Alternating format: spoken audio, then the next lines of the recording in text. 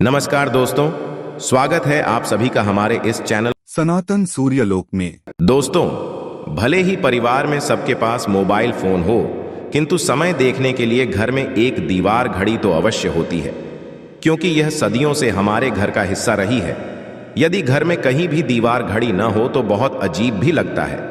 कुछ घरों में तो एक से ज्यादा भी होती है, तो घड़ी को क्या कहीं भी टांग देना ठीक है या नहीं, जानेंगे आज की इस वीडियो में। दोस्तों, घड़ी को भूल कर भी इस दिशा में ना लगाएं, इससे फैलती है घर में नकारात्मकता। इसी के साथ हम जानेंगे दोस्तों कि आपको कैलेंडर कहां पर नहीं लगाना है, क्या गलती आपको नहीं करनी है, और साथ ही मैं आपको बताऊंगा कि यदि आपकी घर वास्तु दोष है तो कैसे आप जान सकते हैं और क्या उपाय कर सकते हैं जिससे कि वास्तु दोष दूर हो और आपके जीवन से परेशानियां खत्म हो जाएं। तो पूरी जानकारी के लिए इस वीडियो को अंत तक अवश्य देखिएगा। दोस्तों, हम सभी के घर में घड़ी का प्रयोग किया जाता है। घड़ी जो बीते समय और आने वाले समय के बारे में हमें सूचित करती है। यदि हमारे जीवन पर सबसे ज्यादा किसी का प्रभाव पड़ता है तो वह है समय। हर किसी का समय एक जैसा नहीं होता। अच्छे और बुरे समय सभी के जीवन में आते रहते हैं। समय चक्र का चलना कायम ही रहता है। समय किसी के लिए नहीं रुकता। किंतु यदि हम आपसे कहें कि आप अपने समय को अच्छा बनाने के लिए कुछ उपाय कर सकते हैं तो आपको यह सुन के कैसा लगेगा?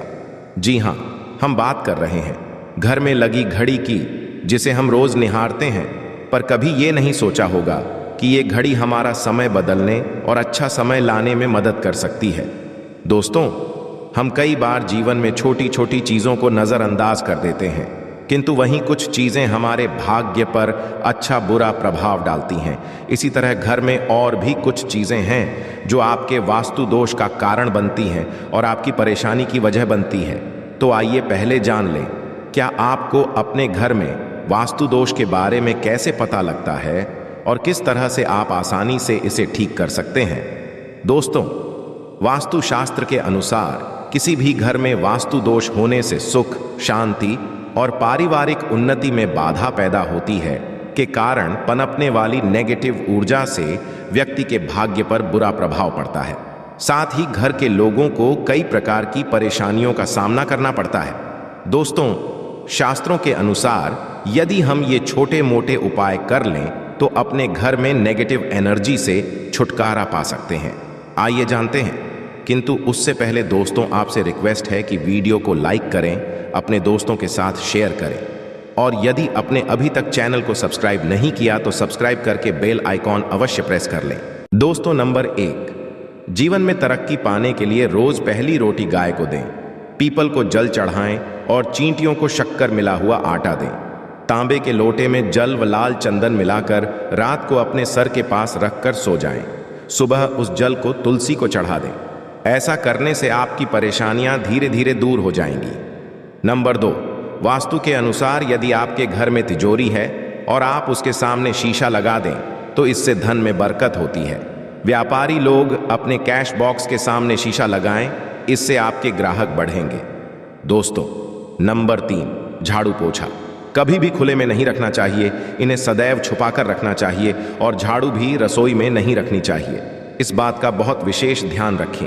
नंबर 4, शौचालय का दरवाजा सदैव बंद होना चाहिए। माना जाता है कि घर की नेगेटिव ऊर्जा शौचालय में ही वास करती है। ऐसे में यदि शौचालय का दरवाजा खुला रहता है तो नेगेटिव ऊर्जा आपके घर में प्रवेश करती है।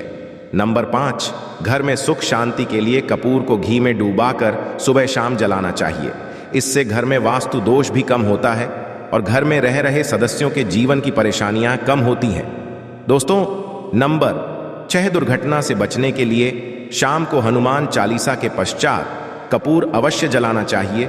नंबर 7, घर में जिस जगह वास्तु दोष हो वहां कपूर की 2 टीकियां रखें। खत्म हो जाने के पश्चात वहां दोबारा इसे रखें। नंबर 8, सूर्य अस्त के पश्चात कभी भी किसी को दूध, दही या प्याज नहीं देना चाहिए। ये भाग्य में बाधक भी बन सकता है। नंबर 9, घर के मुख्य द्वार पर कूड़ादान कभी भी ना रखें। नंबर 10, घर में टूटा हुआ कभी भी नहीं होना चाहिए। नंबर 11, अच्छे भाग्य के लिए सुबह नहाते समय पानी में थोड़ा सा कपूर का तेल मिलाएं। शनिवार को चमेली का तेल भी मिला सकते हैं। नंबर 12, लक्ष्मी की कृपा पाने के लिए रोज रात को रसोई अच्छी तरह से साफ करके चांदी की कटोरी में कपूर और लौंग जलाएं। यह प्रक्रिया रोज की जाए तो घर में बरकत बनी रहती है और माँ लक्ष्मी जल्द ही ऐसे घर से आकर्षित होती है, ऐसे घरों से नकारात्मकता दूर रहती है। दोस्तों, नंबर 13, घर के सोने वाले कमरे में पौधे नहीं लगाने चाहिए, इससे के ऊपर नेगेटिव प्रभाव हावी हो सकता है।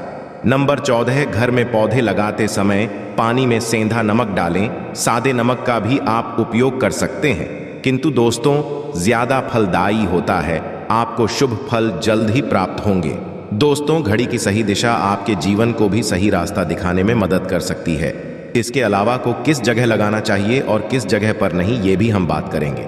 सबसे पहली बात जिसकी हम बात करेंगे वो है दोस्तों घड़ी का आकार, यानी घड़ी की शेप। दोस्तों, वास्तुशास्त्र के अनुसार गोलाकार की घड़ियां अंडाकार घड़ी सबसे उत्तम मानी जाती है, पर आजकल देखा जा रहा है कि बाजार में कई प्रकार की घड़ियां मौजूद हैं जिसमें घर के सदस्य या भगवान की तस्वीरें और फोटो भी लगी होती हैं। किंतु दोस्तों, आपको बता दें कि घड़ी के साथ तस्वीरें लगाना बिल्कुल भी सही नहीं है। आपके घर के सदस्यों के जीवन पर समय का प्रभाव देखने को मिल सकता है और भगवान की तस्वीर घड़ी में बिल्कुल भी नहीं लगानी चाहिए, क्योंकि भगवान की तस्वीर को रोज धूप, दीप, अगरबत्ती और पूजन की आवश्यकता होती है और घड़ी तो कई महीनों तक धूल में पड़ी रहती है। इससे भगवान का अपमान होता है और ये शुभ नहीं माना जाता।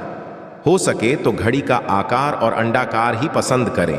घड़ी का या अंडाकार होना हमारी पृथ्वी के आकार को दर्शाता है, जो को और घड़ी में नुकीले कोने होते हैं और वास्तु के अनुसार नुकीली चीजें नेगेटिव ऊर्जा का संचार करती है। दोस्तों, अगली बार जिसका आपको ख्याल रखना है वो ये है कि घड़ी को स्वच्छ रखें, साफ सफाई का ध्यान रखें, धूल ना जमा होने दें और कहीं से भी घड़ी टूटी फूटी नहीं होनी चाहिए। दोस्तों, जैसा कि हम सभी चाहते कि हमारे जीवन में सब अच्छा और बेहतर होता रहे, तो उसके लिए हम खुद को संवारे रखते हैं, नए कपड़े और आभूषण पहनते हैं। उसी प्रकार अपने घर की घड़ी को स्वच्छ और नए जैसा ही रखना चाहिए, यानी कहीं से भी टूटी फूटी नहीं होनी चाहिए। समय समय पर घड़ी पर छड़ी, धूल और झालों को साफ करते रहें, जिससे आपका भाग्य भी धुंधला नहीं पड़ेगा। दोस्तों, कई घरों में आदत होती है कि पुरानी गाड़ी को बनवाकर ही चला रहते हैं। एक जगह नई घड़ी आई तो पुरानी किसी और जगह लगा देते हैं। ध्यान रखें, घर में पुरानी या फिर टूटी हुई या धूल छड़ी हुई और बंद गाड़ी तो बिल्कुल भी ना रखें, क्योंकि इससे घर में नकारात्मकता और दरिद्रता का वास होने लगता है। बंद पड़ी घड़ी को घर में रखने से व्यक्ति के जीवन में नए अवसर नहीं आते और वह अपने कार्य में कामयाबी प्राप्त नहीं कर पाता। अगली बात जिसका आपको ध्यान रखना है वह है घड़ी की सही दिशा। घड़ी को कभी भी दक्षिण दिशा में नहीं लगाना चाहिए। दक्षिण यमलोक की दिशा मानी जाती है। काल का अंतिम चक्र यहीं से शुरू होता है, इसीलिए वास्तुशास्त्र में इस दिशा को घड़ी के लिए अशुभ माना गया है। घर में घड़ी को उत्तर दिशा, पूर्व दिशा या पश्चिम दिशा में आप लगा सकते हैं, किंतु ध्यान रखें कि घड़ी को कभी भी मुख्य द्वार, कमरे के दरवाजे या आने जाने के लिए उपयोग किए जाने वाले दरवाजे के ऊपर भी नहीं लगाना चाहिए। इससे समय आपके आने जाने की गति और दिनचर्या पर पड़ सकता है। दोस्तों, घड़ी के साथ कैलेंडर का भी ध्यान रखें। जहां घड़ी समय का प्रतीक है तो वहीं कैलेंडर उससे जुड़ी तारीखों का लेखा जोखा बताता है। कैलेंडर को पूर्वी और उत्तरी दिशा की दीवार पर कभी भी नहीं लगाना चाहिए।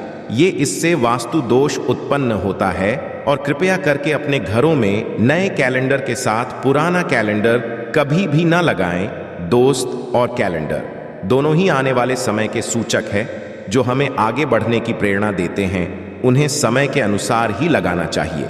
इस बात का सदैव ध्यान रखें कि घड़ी का समय सदैव सही होना चाहिए।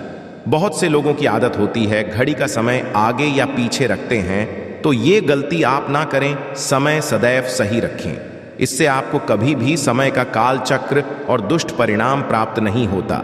ये छोटा सा आप करके देखिए दोस्तों। छोटी छोटी बातें हैं जिनका आपको ध्यान रखना है। दोस्तों, रखी हुई घड़ी और पुराना कैलेंडर आपके भाग्य को भी रुकावटों से भर देता है। इसीलिए वक्त के साथ आगे बढ़ते रहने के लिए घड़ी और कैलेंडर को बदलते रहिए और कैलेंडर को कभी भी अपने सोने के कमरे में ना लगाएं, ना ही इसे कभी मुख्य द्वार पर टांगे। ये शुभ नहीं माना जाता। पुरानी घड़ी किसी दान में देना शुभ माना जाता है। इससे आपके वन से बुरा समय निकल जाता है। इसीलिए यदि आपके घर में कोई पुरानी घड़ी है जो टूटी फूटी ना हो और खराब ना हो, तो वो आप किसी जरूरतमंद को दान में अवश्य दें। आशा है कि आज की इस प्रस्तुति में बताई गई जानकारी आपको अच्छे से समझ आ गई होगी। वीडियो अच्छा लगा हो तो एक लाइक अवश्य कर दें। धन्यवाद वीडियो के अंत तक बने रहने के लिए।